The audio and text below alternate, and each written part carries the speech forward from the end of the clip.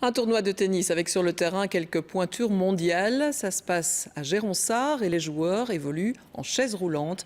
Mais le spectacle n'en reste pas moins étonnant et vivant. Benjamin Carly a suivi les premiers matchs de ce tournoi international. Ce matin, sur le court central du Belgian Open, aucun match ne peut se jouer. Le terrain est encore trop humide pour se déplacer rapidement en chaise roulante. Elle risquerait de s'enfoncer et de provoquer des accidents. Vu qu'il a plu, on risquerait de s'embourber. Donc voilà, on pourrait tomber et donc c'est pas praticable. Tous les matchs ont donc été déménagés vers les cours intérieurs. Celui-ci oppose deux joueuses du top 50 mondial.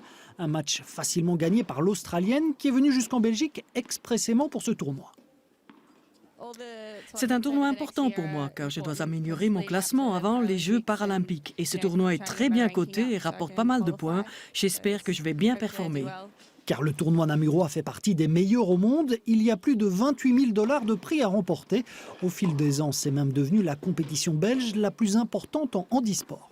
Il a fallu monter le niveau pour effectivement rendre le tournoi très attractif pour les personnes à mobilité réduite. Si on gardait le tournoi à un niveau inférieur, on n'allait pas particulièrement attirer les gens. Et le but du jeu, c'est quand même d'attirer les gens pour les valoriser, les intégrer. Mais pour assister au spectacle ce matin, pas grand monde à part les familles et les coachs des joueurs. Pas facile d'attirer du public pour venir voir jouer le gratin mondial du tennis en chaise roulante.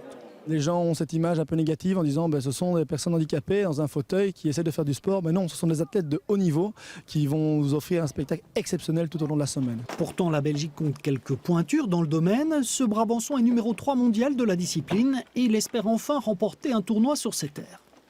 Il y a d'autres bons joueurs, il y a quand même le numéro 4 et le numéro 7 qui sont là. Et bon, ils vont tous vouloir avoir ma peau avant la finale. Et s'il s'impose cette semaine à Namur, Joachim Gérard repartira avec un chèque de 1 500 €. On est très loin des près de 2 millions d'euros qu'empoche chaque année le vainqueur de Roland Garros.